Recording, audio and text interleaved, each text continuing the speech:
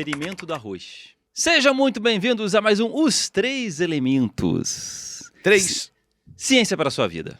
Exatamente. Tem aqui ao meu lado Emílio Garcia. Tudo bem, Carlos Ruas? Tudo certo. Camila Massuda. Oi, Juanito. Oi. Tudo bem com vocês? Tudo ótimo. Hoje falaremos do que, Carlos Ruas? Hoje nós vamos te dar conhecimento. Conhecimento para a sua vida. Caramba. A gente vai ensinar a fazer arroz doce. Não é arroz doce. É um bom conhecimento para a vida. É esse canal de ciência. Uhum. E a gente sempre se propõe de passar conhecimento para os nossos telespectadores. A gente tenta. E uma das coisas para mim fundamentais é o método científico, não só a compreensão do método científico, que o brasileiro carece desse aprendizado, mas também um método científico como filosofia de vida, para você compreender ele ao ponto de utilizá-lo em sua vida, utilizá-lo em seu cotidiano, utilizá-lo em seu senso cético, certo? Então é importante a gente ter isso bem formado na nossa cabeça. Eu sei que o vídeo está muito legal e eu sei que você não queria estar me vendo aqui, mas eu tenho uma proposta muito interessante para você que está assistindo o vídeo. 2026 começou e aprender coisas novas ou até mudar de profissão pode ser uma coisa que você queira fazer. Acho que aprender coisas novas a gente sempre quer. E a proposta que eu tenho para você que está assistindo hoje é a melhor de começo de ano. A Alura, nossa grande parceira, a maior escola de ensino digital e profissional do Brasil, trouxe uma promoção de começo de ano. 26% de desconto. O que você está esperando? Clica no link que está aqui embaixo, dá uma olhada em todos os cursos que a Alura pode oferecer, tem as trilhas de conhecimento, tem outras modalidades de curso, tem a modalidade Pro, por exemplo, que é a que eu uso, que te dá acesso a um monte de coisa legal, como por exemplo a Luri, que é a inteligência artificial da Alura, que te ajuda a tirar dúvidas, também a comunidade da Alura, que é muito legal nessa ajuda e nessa troca e nessa construção de network. Então não perde a oportunidade, clica no link que está aqui embaixo, clica agora, eu vou esperar. Clicou? E dá uma olhada lá na gama de cursos que a Alura pode te oferecer para te ajudar a aprender coisas novas, para te ajudar a mudar de profissão se for o caso, para te ensinar programação, para te ensinar gestão, para te ensinar edição, aquilo que você estiver procurando, tá bom? Clica no link e volta pro vídeo que tá legal demais, não esquece de deixar seu like, hein? E eu queria propor aqui, eu trazer uma pseudociência, a gente identificar por que ela é uma pseudociência, Perfeito. Porque ela se propõe ser ciência, e como a gente pode dissecar ela e desmenti-la aplicando um método científico. Eu acho que uma coisa legal que você acabou de falar é isso, assim. A gente já repetiu isso aqui várias vezes nos Três Elementos, Sim. que as coisas não precisam ser ciência. Arte, por exemplo, não é ciência. Sim. Então a gente nunca vai classificar um quadro como pseudociência, e a ciência até estuda, existe ciência da arte, existe história da arte, mas ele nunca vai questionar se o quadro é bonito ou feio, porque o pesquisador não se propôs a transformar aquilo em ciência. Religião é a mesma coisa, a religião não se propõe a ser ciência, apesar de algumas religiões beberem do método científico, e aí sim a gente começa a discutir se é uma pseudociência ou não. Então o exemplo que você vai trazer é algo que se propõe a usar uma parte da ciência, ou usar a terminologia da ciência, ou alguns desses métodos que a ciência usa para tentar validar algo, e por isso a gente classifica como pseudociência. Exatamente. Porque tem coisas que não são ciência mesmo, e tá tudo bem. Filosofia bem. não é ciência, Sim. e tá aí da hora, é importante. E o problema é como isso se diz ciência, e a pessoa ouve isso e fala, uau, que legal, e já aceita, quer dizer que ela não entende Perfeito. como a ciência funciona. Uhum. E a gente está aqui para explicar como a ciência funciona. Ou tentar. Ou tentar. É. A nossa parte a gente faz. A nossa parte a gente faz. Pois bem, eu queria falar do experimento do arroz. Perfeito. Mas para chegar no experimento do arroz e como a gente aplicar um método científico nele, eu vou dar uma contextualização. O que é esse experimento do arroz? Então, assim, muitas pessoas não conhecem ele como experimento do arroz, e sim como as mensagens das águas. Que é um livro, existe um livro chamado A Mensagem das Águas. Já dá canseira só no título, né? Pois é. Escrito por um japonês chamado Masaru Emoto, que é um empresário, jornalista, que se autoproclama cientista, Tá. mas é um oriental de jaleco, então a pessoa olha isso e para ela já é suficiente para passar a autoridade e ela acreditar. Jaleco, caneta no bolso e óculos se transforma Pronto, em cientista na hora. Exatamente. E ele alega, neste livro que ele lançou, que ele fez um teste que funcionou, que muitos já devem ter escutado falar, que ele elogia, por exemplo, um pote de água, ele fala coisas ruins para um outro pote de água, e aí ele congelou esses potes, e os cristais congelados, olhados ao microscópio, o que ele elogiou, a água, as moléculas, os cristais de água estavam felizes, fazendo tipo smiles, estavam mais bonitos, belos, saudáveis, enquanto os cristais de água que ele xingou e falou coisas ruins, negativas, estavam mais disformes, feios. Mas aí você me fala, o que é um cristal de água bonito? O que é um cristal de água feio? É quase nada subjetivo isso. Ele né? criou essa nomenclatura. Olha só, ele criou essa classificação. ele criou a sua classificação do que é um cristal bonito e o que é um cristal feio. Para você poder saber. Olha só que interessante, Carlos José, é o próximo passo. Porque a homeopatia dizia sobre a memória da água. E aqui ele está dizendo sobre a felicidade da água, o estado de espírito Não, da a água. homeopatia e memória da água, a gente já conversou em outro vídeo, que são coisas diferentes. É verdade, você Elas tem se razão. aproximam, mas são coisas diferentes. Perfeito. E a conclusão dele era: se o que eu falei para a água, ela reagiu, aquilo que eu pensei e que eu falei modificou seus cristais, seus átomos. Imagina, se o seu corpo, Meu Emílio, é Deus. de água, Meu Deus. imagina o que eu falo para você, o quanto isso mexe com você. E olha, desse tamanho aqui, o tanto de água que eu tenho, hein? E eu não digo em nível de psicológico, porque Lógico, eu posso falar não. coisas para você e Vai você afetar meu se cérebro. sentir mal, Lógico. se sentir bem. Eu fico depende do que eu triste. falo. Ok, nível psicológico, tudo bem. Ninguém tá negando isso, que eu posso ficar triste se você me ofender. Mas o que ele alega no livro é que isso muda seus átomos. Cara. Aí entra na questão da vibração, né? E isso muda as suas É moléculas. muito mais profundo do que a minha mente. Isso sendo afeta afetada. a física do mundo, isso afeta a biologia do mundo. O que Perfeito. eu falo, o que eu penso, afeta o mundo material. E, obviamente, os místicos ocidentais, nossa, caiu no colo isso. Né? E o cara virou um sucesso, um best-seller.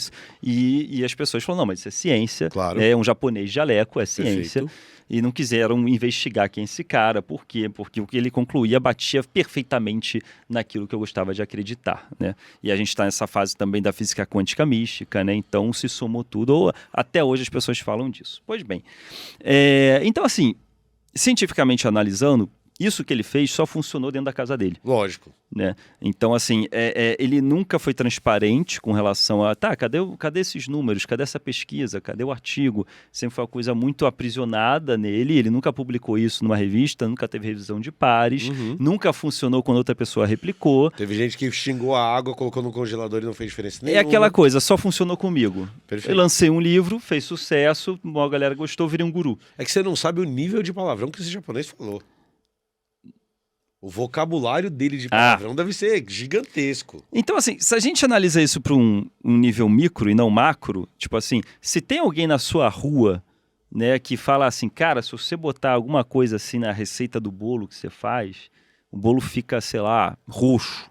Bota pasta de dente no bolo e fica roxo. Aí você, pô, legal, faz e não acontece.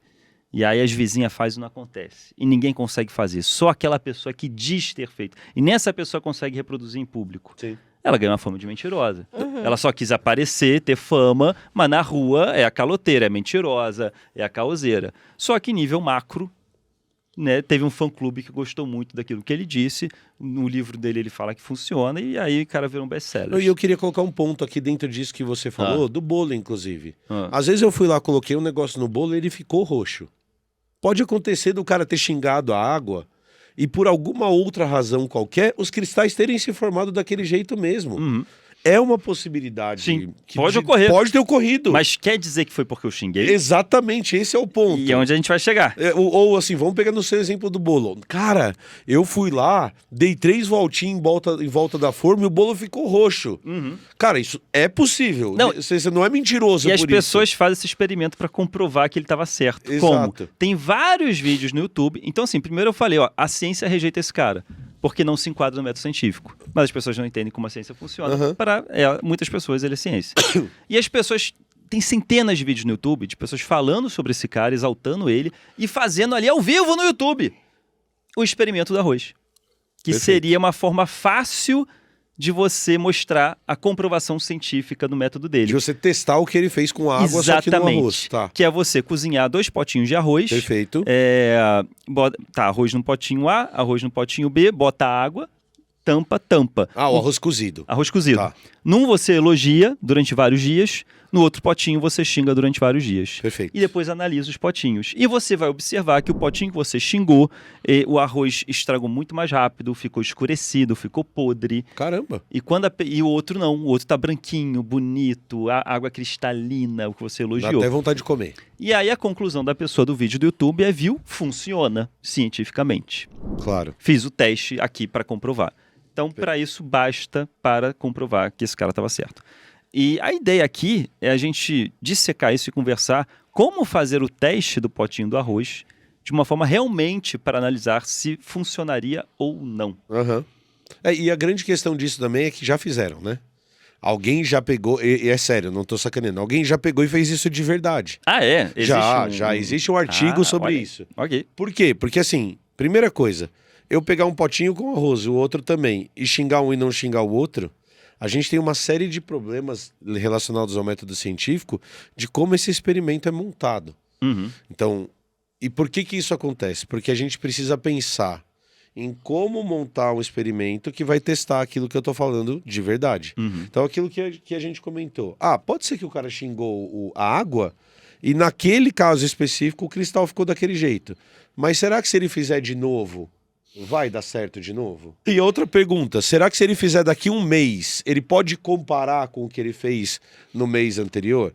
A temperatura do ambiente era a mesma, a umidade do ambiente era a mesma, a geladeira estava do mesmo jeito. Então, como a gente sempre tem que pensar o seguinte, e aí aqui a gente está falando de um lado muito específico da ciência, que é uma ciência experimental. Uhum. Então, que é o método dentro do método. que é o método dentro do método. Porque quando Então, a gente fala de método científico, Perfeito. a gente está falando de uma metodologia que é aplicada para várias ciências, que é de observar um fenômeno, entender mais o contexto do fenômeno, fazer uma grande pesquisa na literatura para saber o que já se sabe sobre esse fenômeno.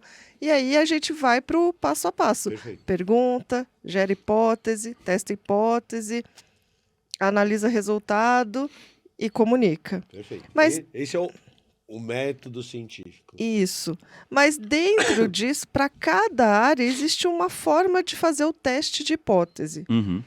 Então, dentro das ciências experimentais, dentro da parte mais experimental, também existem várias formas. Uhum. E uma das primeiras coisas que a gente vai fazer é tentar traçar o experimento, fazer o delineamento experimental. E aí também tem vários tipos de delineamento, Perfeito. dependendo da sua pergunta. Aham. A gente precisa lembrar, por exemplo, que existe uma parte da ciência que ela é observacional. Então, Que é só observação. que eu estou observando como a população humana se comporta, por exemplo. Eu não preciso montar um experimento. Então, eu vou olhar, vou levantar uma hipótese, e aí eu vou fazer experimentos. Eu não vou fazer experimentos, eu vou fazer observações em relação àquele fenômeno e vou tentar entender padrões de observação daquele fenômeno. A Camila, por exemplo, quando trabalhou com as plantas dela, ela queria saber quais insetos visitavam aquela planta ao longo do ano. Então, ela ia lá e fazia observações disso. Ou ao longo do dia. Tem variação ao longo do dia de quem visita tal plantinha? Ou mesmo você quer saber como que é o desenvolvimento de uma planta. Isso. Aí você vai observar várias plantas se desenvolvendo em diferentes épocas para ver qual que é o padrão que a gente encontra. Você não precisa montar um experimento para ver a planta crescendo. Tá. É só você olhar a planta crescendo e isso é ciência também. Tá. Mas nesse caso especificamente, a gente está indo para um outro lado da ciência.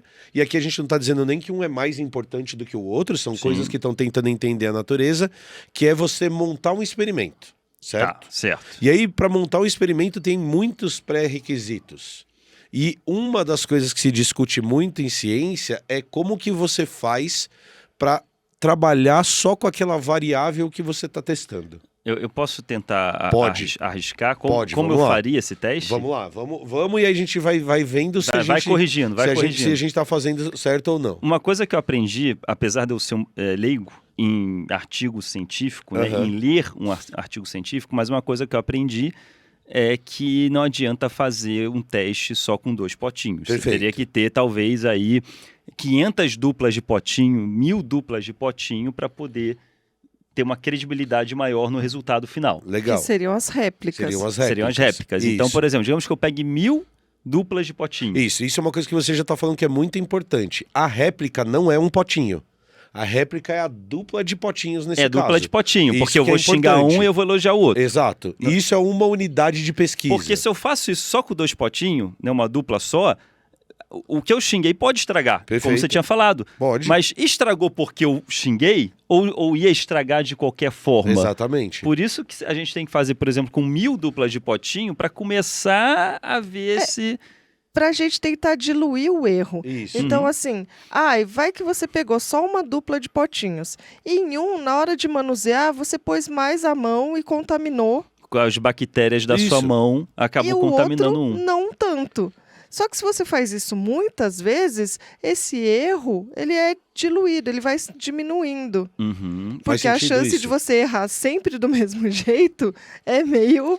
Ou seja, por isso a importância de replicar bastante Isso. o teste para descartar esses pequenos erros que vão sendo diluídos. Aham. Aham. Para alguns experimentos, essa padronização é muito importante. Uhum. Em outros experimentos, a gente até começa a questionar certos padrões, se eles realmente refletem a realidade. Uhum. Então, quando a gente faz experimento com organismos, né, vivos, no caso ali, a gente estava só com o arroz cozido, já estava morto. Uhum. Mas quando você vai fazer experimento com o ratinho, a gente tenta padronizar tanto e deixar o bichinho tão uniforme, são vários ratinhos muito iguais, são linhagens muito iguais, que aí a gente não está replicando a realidade. Porque no mundo real não existem ratinhos todos iguais. Uhum. Então, Não existem ratinhos que vivem na gaiolinha sem interagir com o ambiente ali, sem coisinhas para brincar. Mas assim, vamos falar da padronização clássica para o Tá. arroz. pro arroz. Perfeito. E aí eu posso te explicar uma coisa assim. Então, o que a Camila disse pra você? A gente tem que escolher um número de réplicas que seja bom o suficiente pra diluir esse erro. Uhum. O erro de você pegou o potinho e ficou mais tempo com o potinho na mão, o erro de que você fez um primeiro e depois o outro e esse tempo fez diferença. Então, quanto mais você for fazendo, menor esse erro. Só que assim, então tá bom, então eu vou fazer 1 milhão de potinhos. Uhum. Mas tem um número mágico quando você começa a estudar estatística de ciência, que é 30. Então imagina assim, se eu fizer com um só, o erro é muito grande. Conforme eu vou aumentando o número de réplicas, esse erro vai diminuindo, eu Sim. vou diluindo o erro. E tem um ponto, imagina que isso é um J invertido, tem um ponto que isso vai caindo, e aí depois ele vai diminuindo cada vez mais essa queda. A hora que você chega no 30, você chegou meio que num número ótimo, que se você passar para 31, a diferença não é tão grande. Ou seja, se fizer com 30 duplas de potinho, É um já bom começo. é um bom começo. É um bom Depende começo, de no sistema mínimo. para sistema Não, também. Ok. Depende do que você tá perguntando. É que a gente está enxugando. É que a gente tá enxugando, mas é que assim, ó. Eu sei que tem muito depende. É que se eu for fazer isso com pessoas e remédios, Aí já é outro cara, aí papo. eu vou ter que fazer com muita gente, porque se der merda, a merda é muito grande. Sim, não dá para fazer com E a 30 pessoas. variabilidade é muito grande, né? E aí Isso. também quando a gente começa a pegar populações humanas, tem tanta variabilidade Uhum. dentro das populações e entre as populações que quanto mais amostra você tiver, melhor. Então eu vou testar vacina, eu tenho que testar com 10 mil pessoas. Uhum. Agora eu vou testar arroz pra xingar, eu não preciso fazer 10 mil potinhos, porque Tá. o esforço é muito grande Sim. para um resultado que talvez não varie tanto, entendeu? Aham. Então esse negócio de réplica que você pegou, ele é muito importante, só que ele vai variar assim. Tá. Se eu fizer com 50 potinhos ou com 30, não faz diferença. Entendi. Então, agora, vacina, aí eu vou fazer com 10 mil pessoas. Então, beleza, você pegou os seus 30 pares de 30 potinhos lá. potinhos. Maravilha. Acredito eu que tem que ser do mesmo saco de arroz, Perfeito. não sacos com validades diferentes. Legal. Isso pode interferir. Tem que ser arroz do mesmo cozimento, mesmo saco, mesmo Eu faria cozimento. do mesmo cozimento. Botaria a luva, porque como a Camila falou, para não ter bactéria. Os 2 potinhos bem lavados, Aham. né? Esterilizados. de Esterilizados, com luva para não botar bactéria mais no pote do que no outro. preferência. Perfeito. Máscara, sei lá, É. você vai fazer dentro de um lugar onde você não vai cuspir em cima do potinho. Porque isso iria influenciar um estragar mais rápido que o outro, né? Exatamente. Quantidade de bactéria. Aí, ok, Perfeito. consegui isolar o ambiente, Legal. mesmo nível de bactérias, mesmo arroz cozido. 30 potinhos ali. 60, né? Na verdade, 30 pares de potinhos. 30 pares de Porque a potinho. unidade é o par. Começo a xingar um, elogiar o outro. Mas aí tem uma outra coisa que eu aprendi. Ah. Você tem que ter o grupo neutro. Tá, você tem que ter o grupo neutro. Então são 3. Ou seja, o que é o grupo neutro? Digamos que são, 30 pares de potinhos que eu tô xingando e elogiando. E um outro grupo que são 30 pares de potinhos que não estão fazendo nada. Eu acho que você não precisa de 30 pares de potinhos. Você Ah. pode fazer, ao invés de fazer pares, você faz trios. Então você vai ter 30 trios. Que o terceiro potinho eu não faço nada. Exatamente, você não precisa fazer 30 pares que você não faz nada. Porque, qual que é a ideia do grupo? Oi. Mas ainda assim, você precisa. Ó, faz de conta que seu experimento é chegar lá, pegar o potinho 1 e falar: lindo, nossa, você é Fofo. especial, fofo.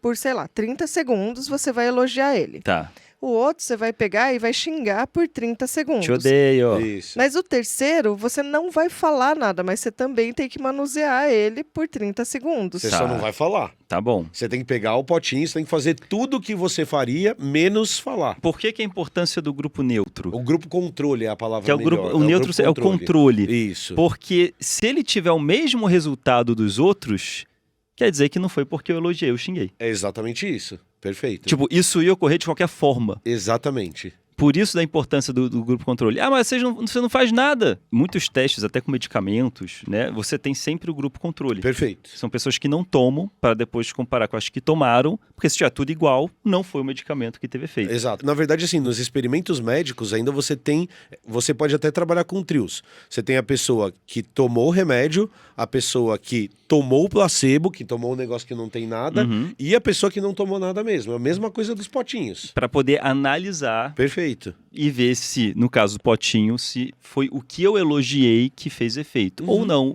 o copinho que nada ocorreu deu o mesmo resultado. Exatamente. Certo? Então, Certo. 30 potinhos, grupo controle, e o grupo que eu faço experimento é qual? É o nome. tratamento 1, tratamento 2, você pode Tá, chamar do que você tratamento quiser, 1, mas tratamento geralmente 2. é tratamento 1, tratamento 2 e controle. Ok, Então, na verdade, são 90 potinhos de arroz que você vai fazer, ok. certo? Beleza. E aí você tem o duplo cego, que se eu entendi bem digamos que eu queira, eu tô fazendo um teste, mas eu sou um fã desse cara Tá. que criou isso. E eu quero muito que isso dê certo. Aham. Se só eu faço o experimento do início ao final, sabendo qual potinho eu queira que dê certo, Aham. eu posso, por causa do meu viés, forçar ali nos gráficos depois, na prancheta, quando eu for mostrar o resultado, eu posso puxar a sardinha pro meu lado, né? Porque eu quero que aquilo funcione muito. Na verdade, não é assim que o duplo cego funciona. O duplo cego ele funciona de uma maneira a partir de uma percepção que os médicos tiveram de que como que o tratamento funciona. Então, por que o duplo cego chama duplo cego? Porque... Mas deixa eu falar como que eu acho que Perfeito. seria. É porque isso que você explicou não é o duplo cego. Isso não é o duplo o mais cego. importante. É. Ah, ok. Porque o que eu quero dizer assim, eu não posso saber qual que eu tô elogiando, qual que eu tô xingando. Teria que tapar. Então, não é isso? não é É isso que você vai ter que fazer. Tá, Porque, onde eu e aí errei eu vou aí? te explicar o que é o duplo cego. Porque assim, ó, se você é a pessoa xingando e elogiando, Ah, não tem como ter duplo cego nesse experimento. Então, qual que é o problema Hum. quando você pega em medicina do negócio? É o seguinte, você tem o paciente que não sabe o que está tomando. Ele é o primeiro cego do duplo cego. Porque se ele souber o que ele está tomando, o cérebro dele influencia. é pro paciente o duplo cego. Mas presta atenção. Tá. O que os caras perceberam? Que quando o médico sabe qual que é o remédio que ele está dando, ele também influencia. Sim. Então por que o experimento duplo cego... Como que o experimento duplo cego funciona? Ele chama duplo cego porque nem o paciente e nem o médico podem Sabe saber o que eles estão dando. que Mas tá dando, vamos se tá pensar dando- como a gente poderia fazer isso pro potinho de Isso. arroz. Então, Dá pra fazer? Porque pro remédio, nem o paciente nem sabe, para que não tenha influência nem do paciente, nem do de médico. desejos, ou eu quero que dê certo. Tipo, tá escondido e depois é revelado. Isso, mas, Eu tô mas tem um cara lá em cima. Então imagina assim, ó, tem o pesquisador que tem uma equipe de médicos e uma equipe de paciente. Sim. Esse cara aqui em cima, ele sabe quem tá tomando Alguém o quê. tem que saber. Mas alguém, porque senão você não tem experimento. Pois é, sim. E aí o duplo cego é porque a camada de baixo, que é médico, enfermeiro e tudo mais, e paciente não sabem. Tá bom. Então, por quê? Porque a gente sabe que esses caras influenciam nesses. Tá. Então o duplo cego é assim, ó. Quem faz o experimento no duplo cego não é o médico. Ok. O médico, ele só é o cara que tá aplicando ali. Então, como é que faz o duplo cego no Tô potinho? pensando no negócio eu aqui, não ó. consigo imaginar. Imagina, a gente tem uma salinha, né, onde tem lá todos os potinhos numerados. Perfeito. Aham. E aí, cada número a gente sabe se ele vai ser elogiado, ou se ele vai ser xingado, ou se ele não vai ser nada. Perfeito. Uhum. Tem alguém que determinou isso, esses números. Aham. E uma outra pessoa vai e vai colocar o potinho XWZ lá num lugar. Que você não sabe o número. Que você não sabe o número, não sabe qual é o tratamento. Perfeito. Essa pessoa só serve para ir lá e colocar o potinho. Tá. Uma outra pessoa vai vir e vai elogiar e não vai saber também. Tá, entendi. Vai xingar ou vai elogiar. E depois volta lá pro lugar onde todo mundo fica. Aham. A pessoa que elogiou não sabe depois qual vai ser esse potinho. A pessoa que levou não sabe qual foi o tratamento. E só uma pessoa Tá, que determinou. faz sentido. Seria um jeito. Uhum. Mas eu acho que as pessoas não fazem assim. As pessoas vão querer pegar o potinho e falar... Sim. Lindo, lindo, você é o arroz mais fofo. E vai saber qual que é e qual que não é. Mas tem formas Tá, de fazer. mesmo que não dê para Teria. fazer nesse experimento, é só para a pessoa Mas entender. teria forma sim, dá pra Mas fazer desse é só pra É um pessoa- trabalho da porra, É um mas trabalho dá da pra porra. fazer. Mas só para a pessoa que Não, tá é possível, você desenhou um duplo cego pro teste do arroz. Não sei, eu vou perguntar aqui tá para a certinho. plateia. Não, faz sentido. Funciona? Faz sentido? Faz todo sentido. E uma sala, né? Uma sala... Arroz sem nada. Isso. Ok. Faz sentido. Dá pra fazer o duplo cego com arroz. É uma maluquice da Então, porra, mas dá. é importante Não, a pessoa saber que na ciência existe o duplo cego, que é exatamente para que desejos pessoais, seja de quem está aplicando, seja de quem está recebendo, não influencie Perfeito. no experimento. Mas certo? isso não quer dizer que aquilo que você está falando não acontece. Tá. Então, o cuidado que a gente tem que tomar, e aí não é o duplo cego, é um cuidado em ciência Uhum. em geral, é você ser refém da sua própria ideia. Tá. Então, a hora que você pega os seus dados, e isso acontece com uma certa frequência, e você vai fazer o quê? Você vai dar tanta porrada no dado que ele vai responder o que você quer. Uhum. Mas isso é bad science, isso é ciência ruim. Uhum. Então você tem que chegar e falar assim, ó, cara, eu vi um fenômeno, eu levantei uma hipótese. Eu não posso ser apegado a essa hipótese. Se o experimento me mostrou outra coisa, Eu tenho que assumir eu tenho que assumir que a minha hipótese não era uma boa Exatamente. hipótese, que eu tenho que pensar outra Senão coisa. eu tenho uma crença e quero provar ela de qualquer jeito. Exatamente. Eu não sou um Então, cientista. Então, isso é uma ciência ruim. Mas aí é onde a gente começa a chegar no final, que é, digamos que eu obtenho um resultado, Legal. né, depois de todo esse processo. 90 potinhos, fez o que a Camila Quan- falou. Quantos colocou... que apodreceram, quantos que não apodreceram, quais que foram elogiados, quais que não foram, e eu comparo. A gente tem que Estatisticamente. determinar claramente o que você vai analisar Exato. antes de tudo começar. Eu vou analisar, sei lá, número de colônias de bactérias que tem nele. Eu vou analisar.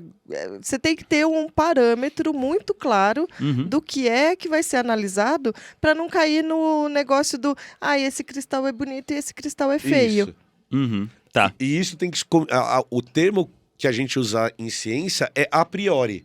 Antes de começar o experimento, já tem que estar tudo isso determinado.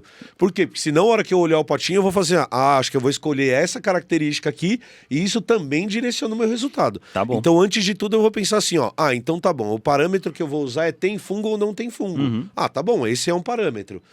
Por quê? Porque eu li na literatura que esse é um bom parâmetro pro arroz Ok. estar podre ou não. Você não pode chegar depois, assim, a resposta é tem ou não tem fungo. Aí você olha, todos têm fungo. Aí você fala, não, então eu vou falar qual tem mais ou qual tem menos. Uhum. Não, aí você tá já... Aí Tá. você já tá distorcendo o negócio. E após eu ter um resultado final, Aham. né? Assim, eu acho que não importa muito qual que seria o resultado Não final, importa. sim ou não. A questão, eu tô nas etapas. Perfeito. Cheguei no resultado final, numa conclusão, analisei os resultados, eu tenho que publicar isso numa revista científica. Isso. Eu mando isso para uma revista científica. Isso. Que aí a coisa começa a ficar séria. Perfeito. E aí essa revista científica, para publicar, aí você tem a revisão de pares. Exatamente. Que é quando cientistas da revista ali, né, contratados pela revista, analisam todo o passo a passo do seu experimento para ver a credibilidade Perfeito. desse passo a passo. Eles não vão publicar qualquer porcaria, né? Obviamente vai ter exceções, mas assim, eles tentam ter esse rigor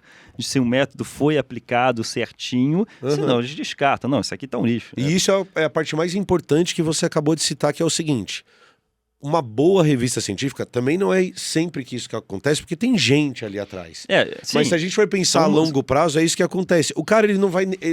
A boa análise, ela não tá ligando se o seu resultado vai dizer se xingar o arroz funciona ou não. Não é uma equipe de Não é uma marketing equipe- Exato. que vai publicar aquilo que é mais sensacionalista. Exato. Não, né? O que o cara vai analisar é o Ou seguinte... não deveria ser. Ou não deveria ser. Pois Acontece às vezes. Mas o que o cara vai analisar de verdade é se o seu método funcionou. será que o Ruas escolheu o número de potinho certo? Foi bem aplicado. Será que ele aplicou bem? Será que dá pra dizer que essa diferença é uma diferença real? Ou isso é porque ele só fez com 2 potinhos? Aham. Então, o que a equipe vai fazer, no final das contas, é analisar se o método que você escolheu, se o jeito que você desenhou o seu experimento, nesse caso específico que é um experimento, consegue responder a pergunta que você está fazendo. Porque se o método for ruim, o cara não vai aceitar o seu artigo porque você provou que o arroz responde ao xingamento. Isso é legal também, que já são pessoas externas que não tem nada a ver com você, Exatamente. verificando a sua alegação. Exatamente. Verificando se o seu método é certo Começa a sair daquele individualismo que fala, funcionou comigo, vou publicar. Não, aí, ó, pessoas externas vão analisar, calma. Exato. Não é assim que ciência funciona, a ciência não é individual, ela é coletiva. E aí você tem essa análise, se tudo der certo, se o seu experimento foi perfeitinho, bonitinho, todos os métodos, os cientistas, pô, legal a pesquisa desse cara. Sim. Pode publicar a revista. Exato. É um teste sério. Perfeito. E a revista publica.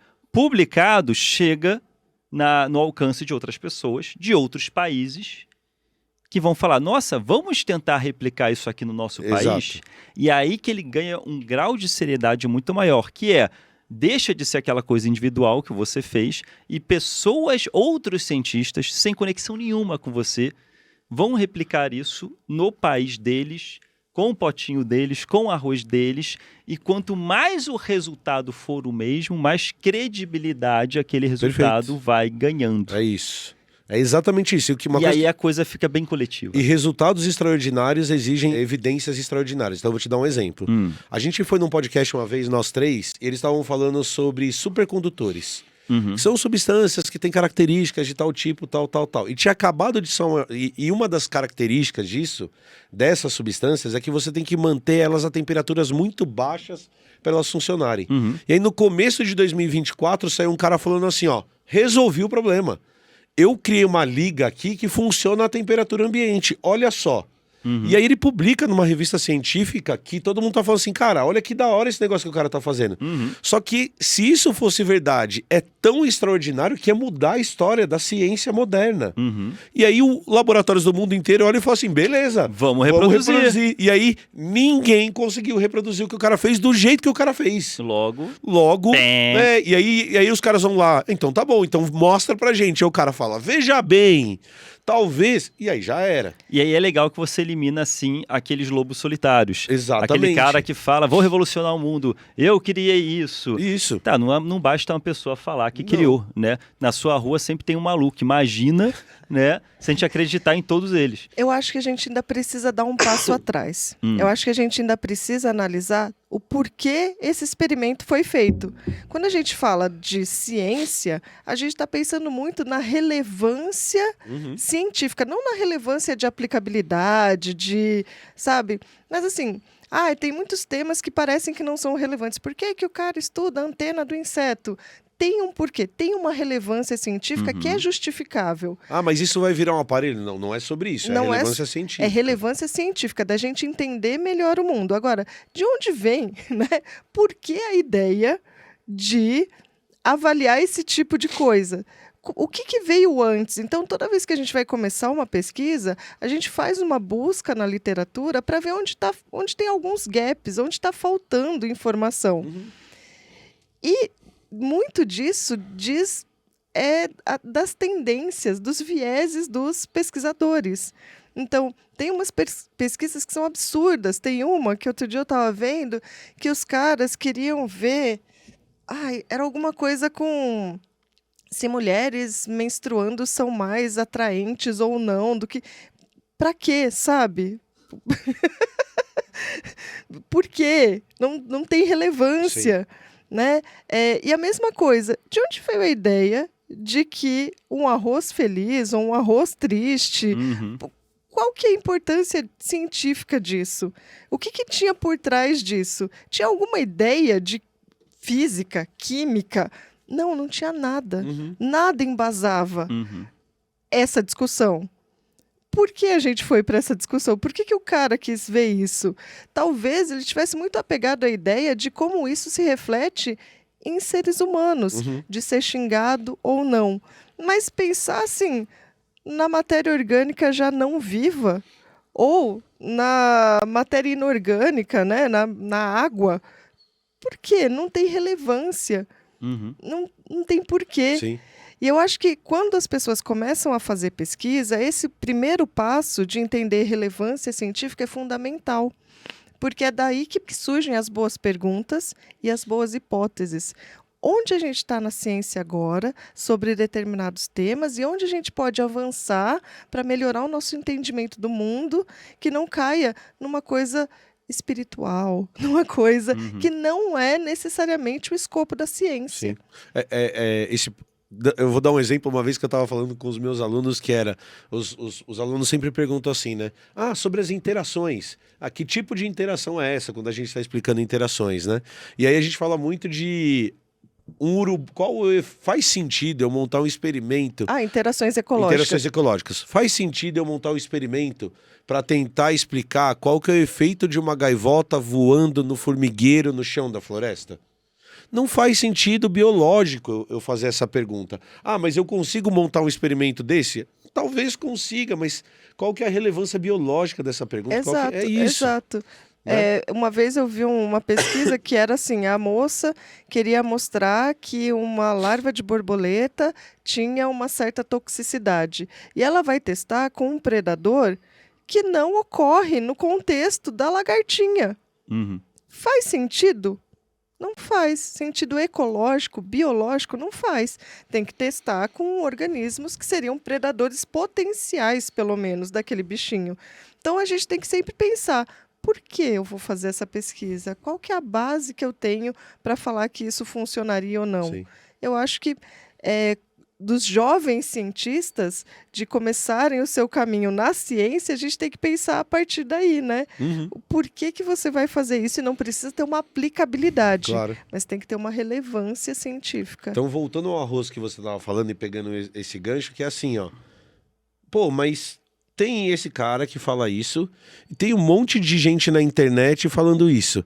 Por que não tem um físico quântico estudando isso? Porque o físico quântico olha pra essa porra e fala, mas essa merda não faz o menor sentido, por que eu vou gastar tempo da minha vida respondendo essa pergunta se existem perguntas que fazem sentido biológico? Sim. E isso não diminui nada o fato de você ter pensado num experimento que resolveria esse problema. Mas daí você pensa assim, mas cara...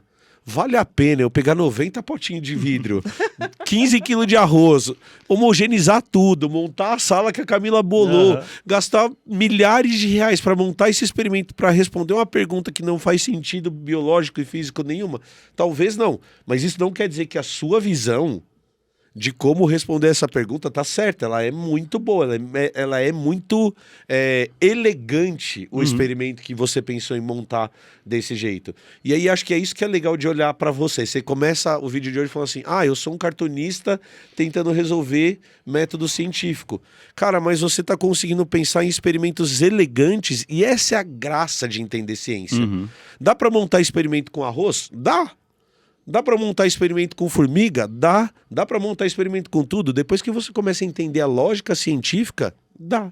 Dá para montar experimento. Agora, você deveria montar experimento com arroz? Sei lá se deveria. Talvez não, talvez sim.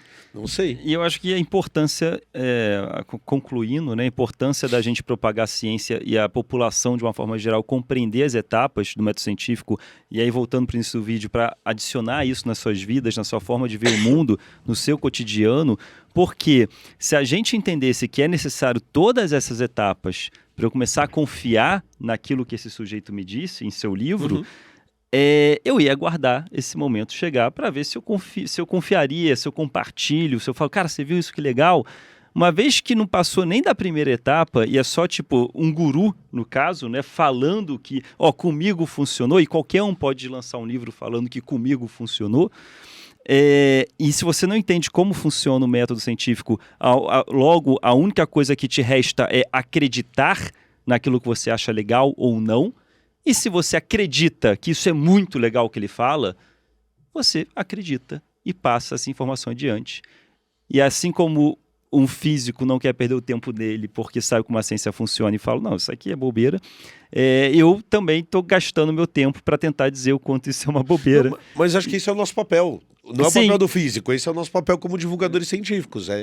contar pras pessoas como faz a salsicha. Sim. Porque daí ela vai decidir se ela vai engolir aquela salsicha ou não. Mas seria muito legal se coletivamente as pessoas compreendessem Claro. que, tipo, que isso não faz sentido. Pra esse cara não virar um guru e não ficar milionário vendendo esse livro e convencendo metade do Ocidente que isso funciona. Perfeito. E que depois, para desintoxicar essas pessoas, é quase impossível porque elas ficam presas em bolhas, acreditando e se retroalimentando disso. Ele devia estar muito mais pensando em elogiar pessoas e não o arroz. Exatamente. Talvez isso fosse mais eficiente, né? E mais importante. Perfeito. Gente, esperamos ter trazido mais ciência para a sua vida, mais compreensão para a sua vida e que você tenha compreendido o nosso ponto. Se você compreendeu, compartilhe esse vídeo, principalmente para aquela sua tia, aquele seu tio, aquele seu amigo que já falou disso para você alguma vez na sua vida. Não, porque tem o experimento do arroz, não, porque quando você fala para água. Se você tem alguém que você já ouviu falar nisso, manda esse vídeo que pode ser esclarecedor. Não estamos querendo aqui ofender, não estamos querendo aqui tipo, derrotá-lo ou confrontá-lo e derrotá-lo. Não é derrotar ninguém, é esclarecer um método, né, que não funcionou, infelizmente. Uma forma de testar que, no caso dele, não funcionou, ele se tornou um guru. Então, é isso aí. Eu quero derrotar ele sim. Puta, experimenta bosta. Faz direito as coisas, pelo menos. Ai, não, gente, tchau. Beijo. Obrigada. Tchau.